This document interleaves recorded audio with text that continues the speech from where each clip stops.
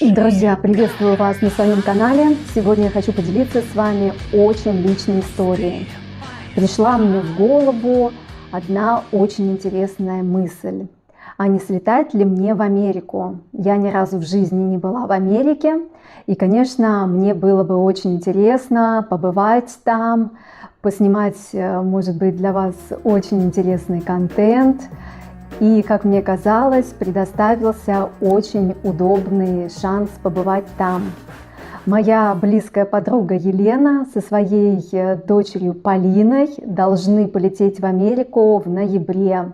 Полина выиграла один интеллектуальный конкурс и вошла в финал, который будет проходить в Америке. Это конференция по новым компьютерным технологиям и защите компьютерных программ. И задумала я, а не сделать ли мне тоже американскую визу и не полететь ли мне вместе с ними. Тем более летят они всего лишь на 10 дней. Да, обратно вы летите через 4 дня. А чего так мало? И я могла бы устроить себе краткосрочный отпуск. Всей семьей лететь в Америку очень дорого, а одна бы я могла бы съездить. И, конечно же, эта идея понравилась моей подруге, и мы решили оформлять мне визу. В Любляне, в Словении, в центре города есть американское посольство. И такие люди, как я, у которых есть вид на жительство, могут получить американскую визу здесь, в Любляне. Словенцам никакие американские визы не нужны, они могут безвизово посещать Америку. Начала я с заполнения анкеты. Анкета очень сложная, заполняла я ее несколько дней. Там еще на сайте посольства очень неудобная система. Ты начинаешь заполнять анкету, и через некоторое время тебя из системы выбивает. И ты должен снова набирать пароль и снова заново все заполнять. То есть там нужно через буквально каждые 5-7 минут сохраняться, чтобы не потерять все свои данные. Анкета очень-очень сложная, там нужно указать ваших родителей, фамилии, имена, когда у ваших родителей день рождения, нужно указать, работаете ли вы, где вы работали, даты все нужно заполнять, где вы учились, если не работаете, то где учились, если учитесь, то где учитесь, кто будет вашим спонсором. Я честно написала, что я не работаю, и спонсором будет выступать мой муж. И как мы думали, это очень хорошая причина, потому что, как мы уже были наслышаны, американцы очень боятся, что вы проникнете на территорию их страны и не захотите возвращаться.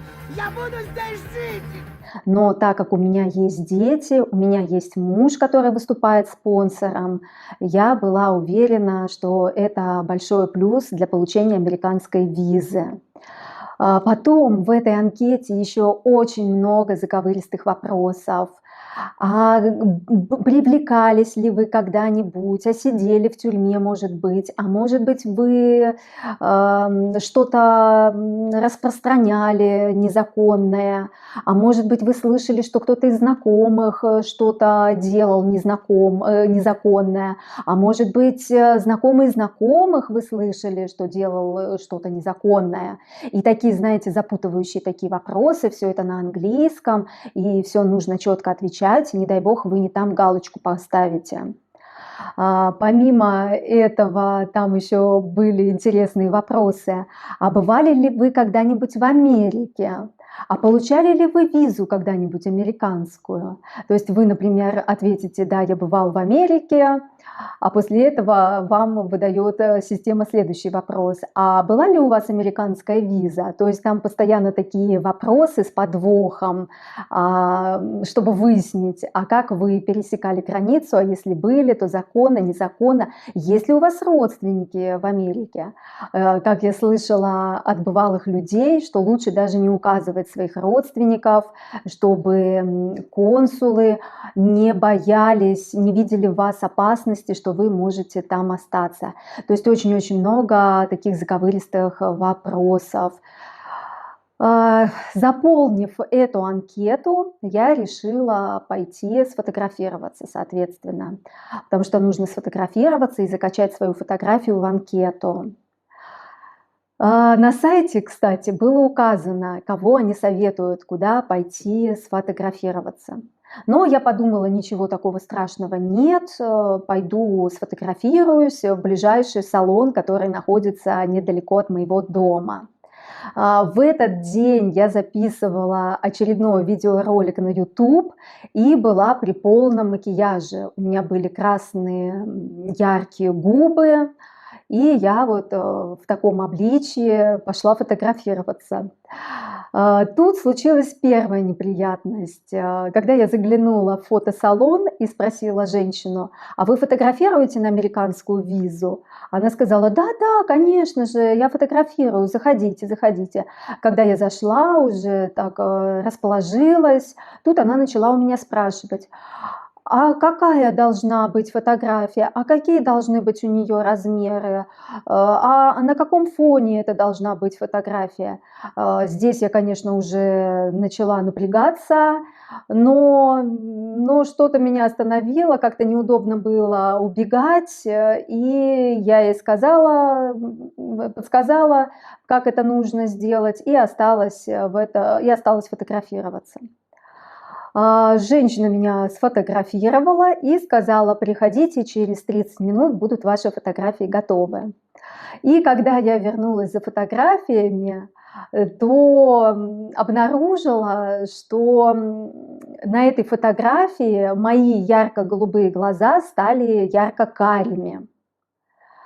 Я сказала фотографу, что это ненормально, меня с такими фотографиями завернут в консульстве. Женщина стала меня убеждать, что действительно у меня темные глаза. Правда, я еще попросила свою фотографию скинуть на флешку, и она мне показала на компьютере, что на компьютере, в принципе, видно, что глаза темно-голубые, а то, что они карие на распечатанном листочке, то ничего страшного в этом и нет.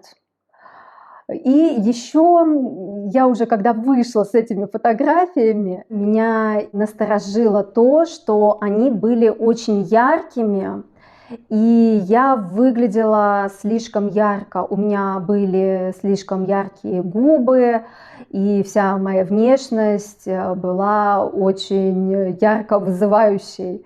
Когда ты снимаешь видео, то для видеороликов это очень хорошо, на камере все красиво смотрится. Но когда я получила эти фотографии, я там выглядела как какая-то русская матрешка. Решила, не буду перефотографироваться, ладно, как есть, так и есть. Закачала эту фотографию в анкету, и нужно было еще в консульство принести две распечатанных копии. Выбрала я дату и время интервью, и в назначенное время пришла в консульство. На входе были очень вежливые секьюрити, попросили взять с собой только самое необходимое внутрь посольства, а личные вещи, телефоны, ключи, все оставила у секьюрити. Вошла в посольство в американское, подошла, сначала нужно подходить к кассе, подошла я к кассе, заплатила за визу 160 евро, и после оплаты сразу же меня пригласили в окошко, где сидела девушка, американка, очень строгого вида, похожая, я бы сказала, на женщину полицейского. И, значит, очень строго, значит, видимо, в компьютере она смотрела мою анкету и очень строго начала мне задавать быстрые, какие-то такие четкие вопросы. Я понимала, что она спрашивает, но мне тяжело перестроиться со славянского на английский. И я спросила ее, не могли бы вы говорить по-словенски? Все-таки вот эти все сотрудники американского посольства, они живут здесь годами в Словении, и, насколько я знаю, обычно люди учат язык.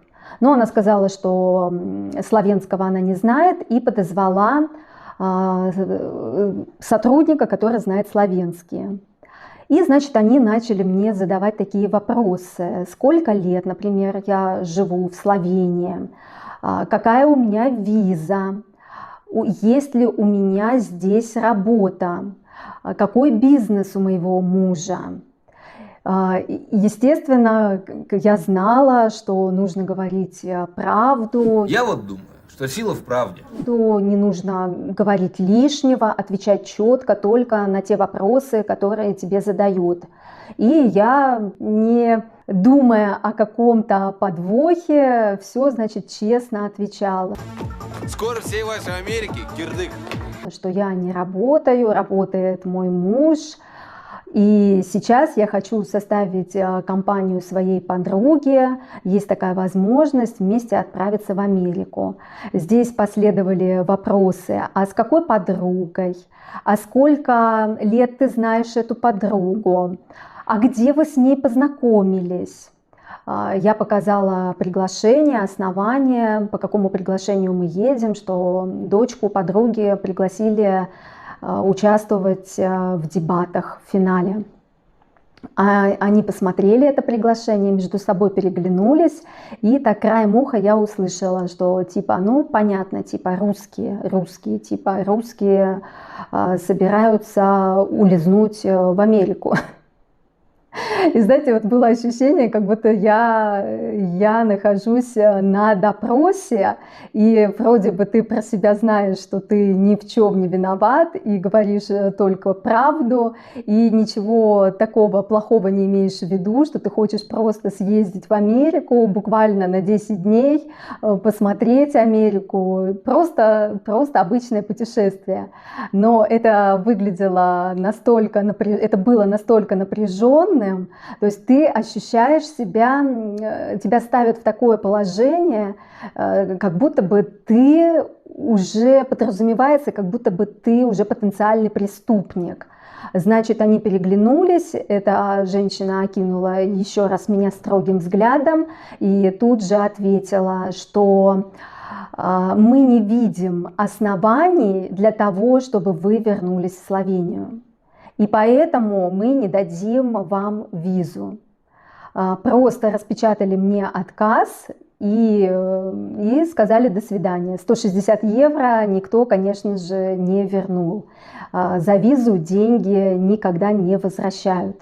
И просто мне было очень интересно, то есть ни наличие детей, ни наличие мужа не смогло убедить иммиграционных офицеров, что я простая путешественница. В их глазах это выглядело таким образом, что я русская иммигрантка, авантюристка, которая хочет только и мечтает улизнуть из Словении, чтобы переехать жить на ПМЖ в Америку. Не знаю, ребята, когда я в следующий раз решусь подавать на американскую визу и вообще решусь ли я когда-нибудь на это. У меня осталось очень гадкое ощущение после посещения американского посольства. И дело даже не в том, что я не поеду, я не так расстроилась из-за того, что моя поездка не состоится, я не расстроилась из-за 160 евро, но я была в очень подавленном состоянии, такое ощущение, как будто бы я побывала в тюрьме. То есть у меня такой осадок на душе остался, как будто бы меня в чем-то обвиняют, что я без вины виновата. Что? Ну? Я же говорю, я доктор, турист.